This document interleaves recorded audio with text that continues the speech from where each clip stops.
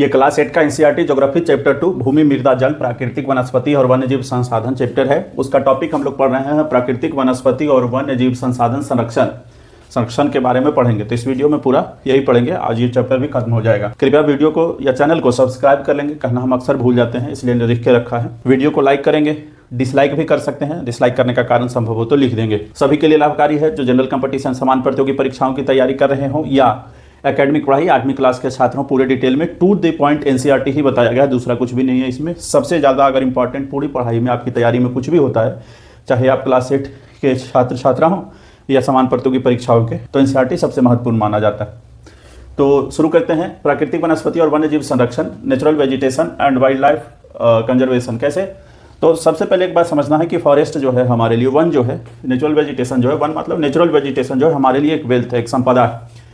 अब संपदा क्यों है? क्योंकि ये हमें शेल्टर देता है, इकोसिस्टम मेंटेन रहता है। शेल्टर मतलब आश्रय, जीव जंतु के लिए आश्रय है, पेड़ पौधों के लिए आश्रय देता है, इकोसिस्टम मेंटेन करता है। इसका मतलब ये है कि पारितंत्र, हमने पिछले वीडियो में बता दिया है कि पारितंत्र क्या है, एक दूसरे पर निर्भर रहना जीवन जीने के लिए, वही पारितंत्र है। तो इस दोनों को मेंटेन करता है और साथ में शेल्टर प्रदान करता है, इसलिए भी महत्वपूर्ण है और इसका कंजर्वेशन करना चाहिए हम लोगों को। क्लाइमेट चेंज और ह्यूमन इंटरफेरेंस की वजह से नेचुरल वेजिटेशन का और नेचुरल हैबिटेट्स का मतलब प्राकृतिक आवास का लॉस हो रहा है। अब जलवायु परिवर्तन हो रहा है ना, देखिए हम लोग को संरक्षण करना है, तो संरक्षण कैसे कैसे गड़बड़ी मामला हो रहा है, कैसे कैसे नष्ट हो रहा है, लॉसेस कैसे कैसे हो रहा है नेचुरल वेजिटेशन का और वन्यजीव का, पहले वो पता कर लें, तभी तो संरक्षण के उपाय सोचेंगे। तो क्लाइमेट चेंज की वजह से और ह्यूमन इंटरफेरेंस की वजह से, मानव का हस्तक्षेप की वजह से इन सब को नेचुरल हैबिटेट्स हो या नेचुरल वेजिटेशन हो, उसको नेचुरल हैबिटेट का मतलब इस नेचुरल वेजिटेशन के अंदर रहने वाले जो जीव जंतु, प्राणी या बाकी के एनिमल, इंसेक्ट्स हैं, उनके प्राकृतिक आवास को क्षति पहुंच रहा है। फिर मेनी स्पेसीज इन इंडेंजर्ड और वनरेबल, क्या है कि बहुत सारी प्रजातियां इन कामों के, क्लाइमेट चेंज की वजह से, ह्यूमन इंटरफेरेंस की वजह से क्या हो गई है, बहुत सारी प्रजातियों के ऊपर जीवन का संकट या अस्तित्व पर संकट उत्पन्न हो गया, जिसको बोलते हैं संकटापन्न, मतलब इंडेंजर्ड हो गया, वनरेबल या इंडेंजर्ड हो गए, उनके जीवन के ऊपर संकट आ गया। और कई तो एक्सटिंक्ट होने के कगार पर हैं, वर्ज ऑफ एक्सटिंक्शन मतलब साफ विलुप्त होने के कगार पर, समाप्त होने के कगार पर हैं, तो उसको एक्सटिंक्शन बोलते हैं। हम हमेशा कहते हैं कि स्पेलिंग, अंग्रेजी के स्पेलिंग पर मत जाइएगा, अंग्रेजी के छात्र होंगे तो आप अपना देख लेंगे, जो भी सही स्पेलिंग होगा उसका इस्तेमाल करेंगे। हम वो शब्द जरूर बता देते हैं जो आपको एग्जाम में, जो टेक्निकल शब्द है जिसका आपको उपयोग करना चाहिए लिखने में, खास करके 8 क्लास के स्टूडेंट को, वो बता देते हैं। समान प्रतियोगी परीक्षाओं के लिए तो सिर्फ समझ ही काफ़ी है, मोटा मोटी आप ध्यान रखेंगे तो आपको तो ऑप्शनल चुनना होता है, लिखना होता है, तो आप ये कर लेंगे। लेकिन जो लोग 8वीं के छात्र हैं उनके लिए ये है कि ये स्पेलिंग आप अपने तरफ से थोड़ा देख लेंगे। भाषा के थोड़ा सा टीचर हम नहीं है, इस वजह से हो सकता है कि गड़बड़ी हो जाए। वर्ड्स ऑफ एक्सटेंशन का मतलब है जो विलुप्ति के कगार पर है। फिर ये काउज कौन कौन सा, कारण क्या क्या है, इन सारे जो इस तरह की समस्याएं उत्पन्न हो रही है, इसका कारण क्या है? तो पहला तो है डिफॉरेस्टेशन, वनोन्मूलन, हम लोग जंगल काट दे रहे हैं, पेड़ पौधे काट रहे हैं। फिर सॉइल इरोजन, मिट्टी का अपरदन, जो हवा की वजह से, पानी की वजह से और मिट्टी की क्षीणता के कारण ऐसा हो रहा है, डिग्रेडेशन ऑफ सॉइल की वजह से ऐसा हो रहा है। फिर कंस्ट्रक्शन एक्टिविटी, निर्माण संबंधी गतिविधियों के कारण भी समस्या उत्पन्न हो रही है। फॉरेस्ट फायर, जिसको हिंदी में दावानल बोलते हैं, जंगलों में आग लगने के कारण हो रहा है गड़बड़ी मामला। लैंड स्लाइड, भूस्खलन के कारण ये सब समस्याएं उत्पन्न हो रही है। ह्यूमन और नेचुरल काउजेस, ये सब क्या है, कुछ ह्यूमन जैसे कंस्ट्रक्शन एक्टिविटी और बाकी कुछ नेचुरल काउजेस जैसे सॉइल इरोजन वगैरह। तो ह्यूमन और नेचुरल एक्टिविटी के कारण ही ये सब समस्याएं अपने को उत्पन्न हो रही है।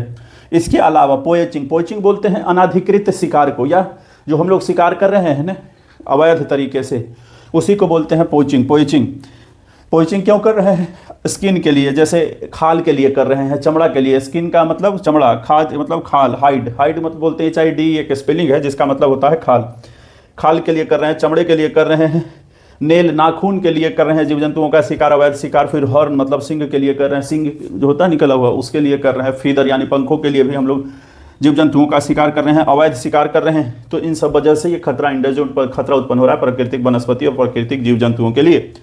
जो लोग ज़्यादातर जो जानवर वगैरह जो शिकार हो रहे हैं उसमें शामिल है लायन, टाइगर, शेर, बाघ, चीता, ऑस्ट्रिच जिसको शुतुरमुर्ग कहते हैं, पीकॉक, मोर, एलिफेंट, हाथी, ब्लैक बक, राइनोसोरस जिसको दरियाई घोड़ा बोलते हैं, फिर लियोपार्ड जिसको तेंदुआ बोलते हैं, फिर स्नो लियोपार्ड मतलब हिम तेंदुआ। ये सब का शिकार किया जा रहा है अवैध तरीके से, ताकि मानव अपनी आवश्यकताओं की, अवैध आवश्यकताओं की पूर्ति अवैध अनाधिकृत पोचिंग के थ्रू, शिकार के थ्रू कर सके।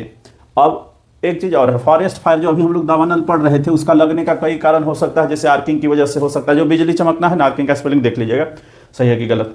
गलत है तो ठीक करना है। आर्किंग बोलते हैं जो बिजली चमकना या तड़ित झंझावत हिंदी में जिसको बोलते हैं, उस वजह से दावा नल हो सकता है, मतलब जंगलों में आग लग सकती है। ह्यूमन लापरवाही की वजह से, आदमी की लापरवाही की वजह से घास फूस में चिंगारी लग गया, किसी वजह से उस्मा हो गया, कोई सिगरेट को बीड़ी को माचिस या ऐसे ही गया पिकनिक मनाने वो आग वाग छोड़ के चला है, तो यही है ह्यूमन की लापरवाही की वजह से हो सकता है।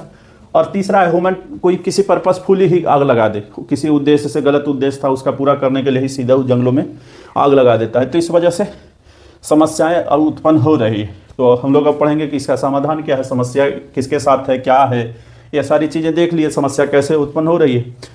अब हम लोग पढ़ेंगे कि इसका संरक्षण कैसे हो, जैसे नेशनल पार्क बना के और बाकी चीज़ें पढ़ेंगे संरक्षण के बारे में कि प्राकृतिक वनस्पति का संरक्षण कैसे हो, सरकारें क्या उपाय कर रही है, उसके मेजर्स क्या है, उपाय क्या है। तो नेशनल पार्क राष्ट्रीय उद्यान बनाए गए हैं, वाइल्ड लाइफ सेंचुरी वन्यजीव अभ्यारण्य बनाए गए हैं, बायोस्फीयर रिजर्व जैव निश्चय बनाए गए हैं। नेशनल पार्क में क्या है, आपको हमने इकोसिस्टम बताया था, पारितंत्र बताया था, तो एक से अधिक पारितंत्र को सुरक्षित रखने के लिए किसी भी जगह को प्रोटेक्टेड कर दिया जाता है, तो वो नेशनल पार्क कहलाता है। फिर वाइल्ड लाइफ सेंचुरी, मतलब ये जो है वाइल्ड लाइफ सेंचुरी के अंदर वन्य जीवों को संरक्षित रखने के लिए उसमें भी कोई खास क्षेत्र एकदम ही प्रोटेक्टेड कर दिया जाता है। बायोस्फीयर रिजर्व ये है दुनिया की जो श्रृंखला है ना, वैश्विक नेटवर्क से जुड़ा हुआ है, तो इसमें क्या है, विकास और संरक्षण दोनों को सम्मिलित करते हुए मिला जुला के कैसे आगे बढ़ें, इस बारे में ये बायोस्फीयर रिजर्व भी संरक्षित क्षेत्र के अंदर ही आता है। आगे जब हम लोग पढ़ेंगे तो अपने यहाँ बायोस्फीयर रिजर्व कौन कौन से हैं, नामी कौन कौन से हैं, कितनी संख्या है, सब आगे के क्लास में पढ़ेंगे। हमारी जो संपदा है, जो अभी बताए थे कि कंजर्वेशन कैसे होगा, नेचुरल जो संपदा है, वेल्थ है, संरक्षित कैसे होगा। तो जैसे नैरो क्रिक्स है, पतली सकरी घाटियाँ हैं, लेक है, लेक का स्पेलिंग देख लीजिएगा, झील वाला लेक है, झील है,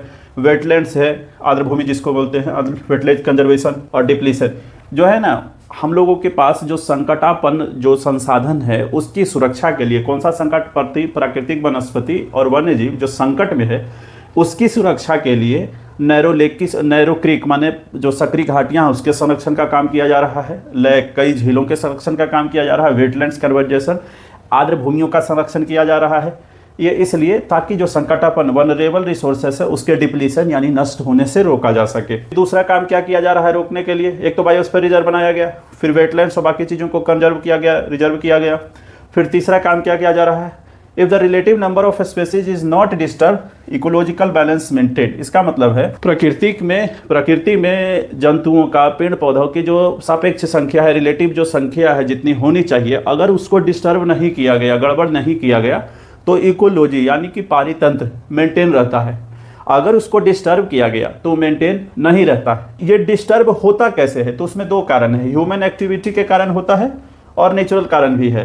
तो ह्यूमन एक्टिविटी के कारण विश्व में संकट उत्पन्न हो रहा है, किस चीज़ में, इस संख्या में जो डिस्टर्बेंस है, प्राकृतिक जो नहीं कहे रिलेटिव नंबर में संकट उत्पन्न हो रहा है। इसके लिए क्या उपाय किया जा रहा है, मानव के गतिविधियों के कारण जो समस्याएं उत्पन्न हो रही है उसके लिए क्या किया जा सकता है और क्या किया जा रहा है उपाय। तो प्राकृतिक वनस्पतियों के लिए अवेयरनेस प्रोग्राम, जागरूकता अभियान चलाया जा रहा है, वन महोत्सव मनाया जा रहा है, वन महोत्सव मनाने के लिए प्रोत्साहित कर रहे हैं, स्कूल के कॉलेज के छात्रों को भ्रमण के लिए, घूमने के लिए वाइल्ड लाइफ के अंदर, जंगल के अंदर ले जाया जा रहा है। देखिए एक मजाक क्या है, जो समझने की बात यह है कि जो लोग समस्या है वही लोग समाधान भी ढूंढ रहा है। दिक्कत यह है कि जो लोग वन महोत्सव मना रहे हैं उनको जंगल कटाई से कोई मतलब नहीं, वो तो खुद ही संरक्षित रखने वाले लोग हैं। जो संरक्षित रख रहा है वही वन महोत्सव बना रहा है, और जो काट पीट कर रहा है उन लोगों को इससे मतलब नहीं है। उल्टा वन महोत्सव के आयोजकों में वो शामिल होते हैं, उनको कोई फर्क नहीं पड़ता कि हम क्या कर रहे हैं, जंगल काट रहे हैं, दुनिया की बर्बादी हो रही है, इकोसिस्टम बर्बाद हो रहा है, मानवता खतरे में है, मानव अस्तित्व, उससे कोई फर्क नहीं पड़ता। पर यहाँ क्या है, मानव अस्तित्व को खतरे में डाल के वही लोग वन महोत्सव बना रहे हैं, वही लोग जागरूकता अभियान चला रहे हैं जो वन को काट रहे हैं। भक्षक है वही रक्षक होने का मुकुट पहन के ये दिखावा करते हैं। तो कुछ ना कुछ करना है, दिखाना है तो कर रहे हैं। तो ये ध्यान रखिएगा, जिन लोग वन महोत्सव बनाते हैं आप कभी सोचिएगा कि वो कभी वन को क्षति पहुंचा रहे हैं, नहीं। तो जागरूकता जिनको पहुंचाना है उनके पास वन महोत्सव नहीं मनाया जा रहा, और जो वन महोत्सव बना रहे हैं वही इन चीजों को क्षति भी पहुंचा रहे हैं, पशु पक्षियों को भी क्षति पहुंचा रहे हैं। तो वो एक मुखौटा है जो पहन के। Many country against the killing, बहुत सारा देश जो है अवैध शिकार और पशु पक्षियों के अवैध शिकार के खिलाफ है। इंडिया भी उसमें से एक है। इंडिया में भी, भारत में भी कई चीजों का पोचिंग मतलब शिकार बैन है, जिसमें शामिल है लायन, शेर, चीता, डियर, इंडियन बस्टर्ड मतलब जो सारंग है, भारतीय सारंग है उसका, पिकॉक, मोर वगैरह जो अपना राष्ट्रीय पक्षी है, ये सब। इस सब के अलावा, इस सब बैन होने के बाद भी अपने यहाँ इसका शिकार हो रहा है। भारत इन सब के अलावा भी साइट्स है, जो एक अंतर्राष्ट्रीय परिपाटी है, कई देशों का एक समझौता है, उसमें शामिल है sites. The conservation of international trade in endangered species of wild fauna and flora. इसका जो पूरा नाम है साइट्स का वो है the conservation on international trade in endangered species. ये देखिए इंटरनेशनल ट्रेड के लिए है कि व्यापार जब आप कर रहे हैं, तो जब आप अंतर्राष्ट्रीय व्यापार कर रहे हैं पशु पक्षियों का, और तो उससे जो कुछ इसमें सूची एक बनाई गई है साइट्स के अंदर, एक 5000 पशु की और 28,000 मोटा मोटी ये पौधों की एक सूची है। उन सूची में जो शामिल है उसका संरक्षण करते हुए व्यापार करें, इसलिए ये बनाया गया है। Conservation of species wild fauna and flora. Fauna बोलते हैं प्राणी जात को, जंतु और प्राणी जो है, और फ्लोरा बोलते हैं वनस्पति को। प्राणी और पक्षियों की सूची, इसमें क्या किया गया है, एक सूची है जिसमें मोटा मोटी 5000 पशु है और 28,000 पौधों की सूची है। उनके बिजनेस में इनको क्षति ना पहुंचे, और साथ में नागरिकों का कर्तव्य भी बताया गया है कि जो लोग शामिल है वहाँ के नागरिकों का कर्तव्य है कि इन 28,000 पौधों का जिसके सूची में नाम है उनके संरक्षण का काम आपका कर्तव्य है। बहुत सारे पौधे अपने यहाँ का शामिल है, इन सूची में जो शामिल है उसमें से अपने यहाँ भी कई चीज़ शामिल है। वो देखिए उसमें शामिल है भालू, डॉल्फिन, कैक्टस, प्रवाल, आर्किड, येलो। ये या तो 5,000 में होंगे या 28,000 की सूची में शामिल है। तो भालू है, डॉल्फिन है, कैक्टस है, ये जो साइट्स की सूची है उसमें। ये समझौता 1973 के अंदर हुआ था। मोटा मोटी क्या भी नेशनल पार्क वगैरह आपको बता ही दिए हैं। तो इस सवाल का जवाब अब देखते हैं, किन्हीं 2 सोपान के नाम बताइए जो सरकार पौधे और प्राणियों के संरक्षण के लिए किए। एक तो इस वाले साइट्स के अंदर मेंबर बन गया है, तो ये काम हुआ है। और 2 अगर प्रमुख जानना है तो उन्होंने क्या बनाया है, एक नेशनल पार्क बना दिया, एक बायोस्फीयर रिजर्व बना दिया, एक वाइल्ड लाइफ सेंचुरी बना दी। मतलब उन्होंने national park, wild life sanctuary और बायोस्फीयर रिजर्व बनाए हैं, वो एक काम हो गया। और साथ में दूसरा है कि जो नैरो सक्रिय घाटियां हैं, वेटलैंड्स हैं, इनके कंजर्वेशन का काम करती है, इससे भी इसकी सुरक्षा होगी। 2 चीज हो गए। अपनी मर्जी से जुड़ना हो तो इसमें तीसरा जोड़ सकते हैं कि हम लोग साइट्स के मेंबर हो गए और वहाँ सुरक्षा के लिए काम कर रहे हैं। 1-2 चीज और जोड़ना है तो हम लोग जागरूकता कैंपेन वगैरह चला रहे हैं, चलाते हैं, बीच बीच में करते हैं ये काम। तो ये सारे स्टेप सरकार ने उठाए हैं। ठीक है, ये चैप्टर ही खत्म होता है। कहिएगा तो एक सवाल जवाब जो एनसीईआरटी के पीछे है उसका वीडियो बना देंगे।